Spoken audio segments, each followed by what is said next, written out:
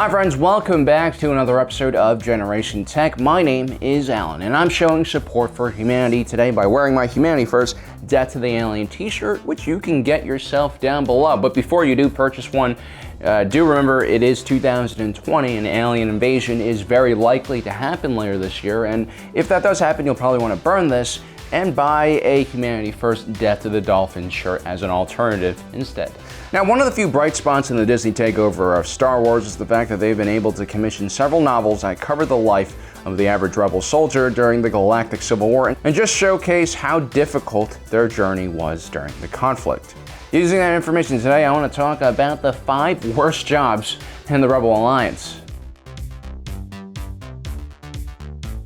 In the months after the destruction of the Death Star, Rebel recruitment began to explode all across the galaxy.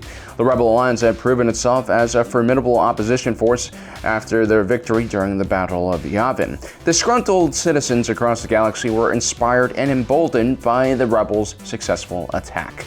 While things continued to prosper in the core regions of the galaxy, in the Outer Rim, where the Empire exploited resource-rich worlds and oppressed the local populations with heavy-handed measures, the people were protesting and rioting in the streets. Several local rebel groups had also linked up with the wider movement, and the Rebel Alliance's ranks began to swell. At the same time, Imperial soldiers were defecting to the rebellion as well.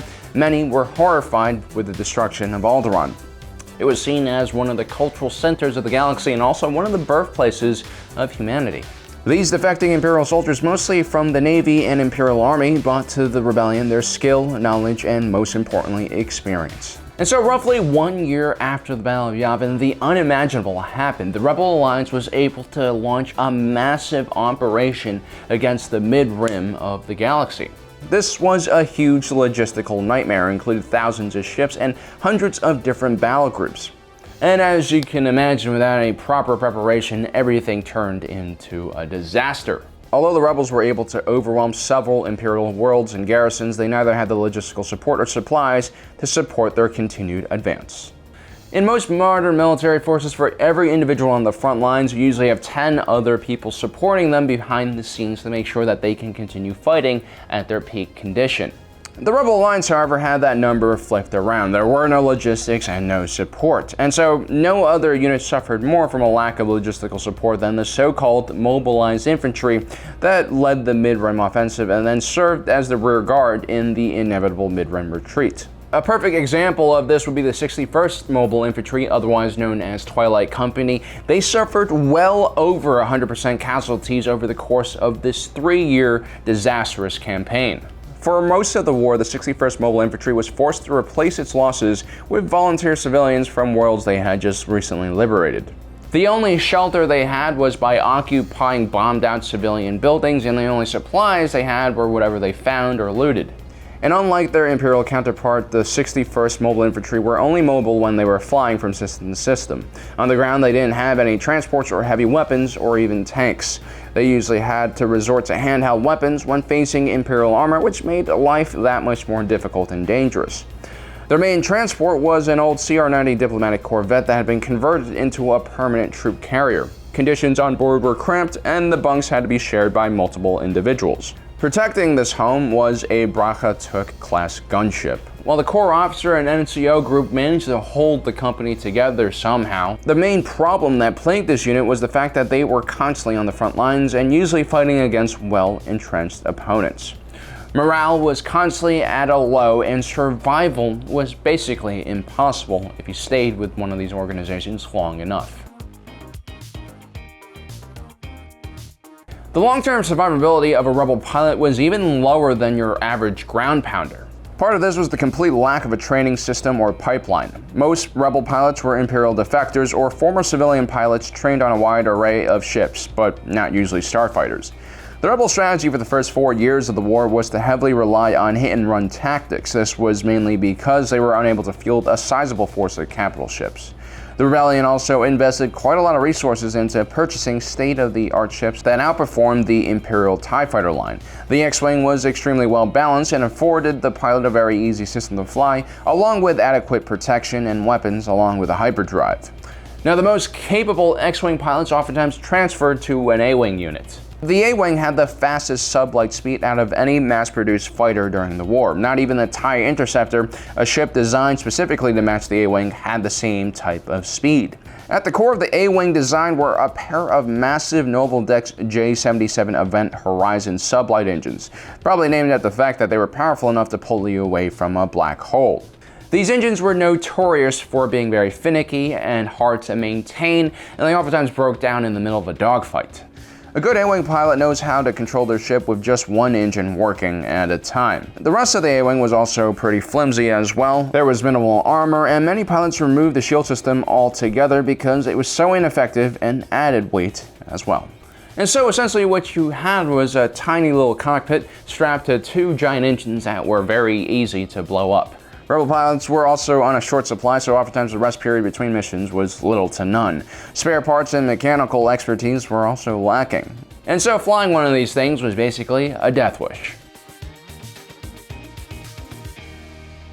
In many ways, being a Rebel infantryman is already like being a commando or part of a special forces. Not because you're specially trained or have great weapons or have great leadership, it's more because you're constantly going to be outnumbered by your enemy. And so being in an actual Rebel Alliance Special Forces unit is even more deadly. The Pathfinders were technically commandos who were designed to perform small strike missions behind enemy lines. Their weapons training and tactical knowledge was limited, but what they mainly focused on was survival techniques in various environments and the use of guerrilla tactics. Rebel Pathfinders were also oftentimes used to screen in advance of larger bodies of Rebel infantry. In that way, the Rebel Pathfinders were not all that different from the paratroopers who shared the same name as these men and dropped into Normandy first during D-Day to lay guidance beacons for the airborne troopers that would follow. Now, given the lack of resources and desperation in the Rebel Alliance, oftentimes Pathfinders were sent on suicidal one-way missions. Well, basically any Rebel who isn't strapped directly to a hyperdrive has a pretty good chance of falling behind and getting captured or killed by the Empire. When your entire Navy depends on fast sublight and hyperdrive speeds, having a slow ship is a death sentence. The GR-75 medium transport was the main troop and material carrier used by the Rebel Navy, and it was perhaps one of the worst ships in the galaxy. Equipped with the Class 4 hyperdrive, it was much slower than the Class 1 hyperdrives outfitted on almost all Rebel ships. This often meant a commander had to choose between slowing down his entire fleet to a GR-75 speed or just leaving it behind, which would be a problem for a GR-75 because it desperately needed an escort. It was extremely slow at sublight speeds as well, and had very little armor and civilian-class shielding. They were basically vulnerable to everything from air speeders to TIE fighters, and not fast enough to run away from them. And so being a pilot of a GR-75 transport shuttle is like driving a Toyota Sienna onto a battlefield while facing incoming artillery and machine gun fire. It's just not a good idea, even if you do armor up your minivan. To make matters worse, the Rebels were constantly on the run from the Empire, and whenever a base had to be evacuated, the GR-75s were usually amongst the last to leave, their escorts usually having abandoned them a long time ago. Now, for our last spot on our list, we had a few different options. You had the Rebel Quartermaster, a logistics officer who basically never had anything to give to his or her men, which isn't, I guess, the worst thing in the world. Then there were Rebel POW camp guards during the end of the war who had to deal with massive amounts of stormtroopers carrying out terrorist attacks under the guise of surrendered Imperials.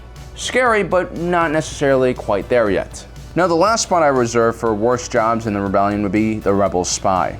The Rebel Alliance was an organization that was fueled by hope and the conviction that they were doing the right thing. Most of the individuals who joined the rebellion wanted to help the galaxy and defeat the corrupt and oppressive empire, and were more than willing to give their lives to do so. A Rebel spy, however, has to cast away that moral high ground and ideology and do whatever it takes to get the job done. That even means murdering innocent civilians and even fellow rebels to make sure things go off without a hitch. The result of their actions led to many great victories, like uncovering the blueprints of both the first and second Death Star. Being a spy was incredibly dangerous, though, especially for those who operated within the Empire itself. The Galactic Empire jealously watched its own people and used extremely invasive monitoring techniques to make sure that everyone stayed in line. Capture for a Rebel spy always resulted in a painful death. So there you have it, guys. 5 incredibly terrible jobs in the Rebel Alliance. Let me know in the comment section below if I've missed any that you think belong as well.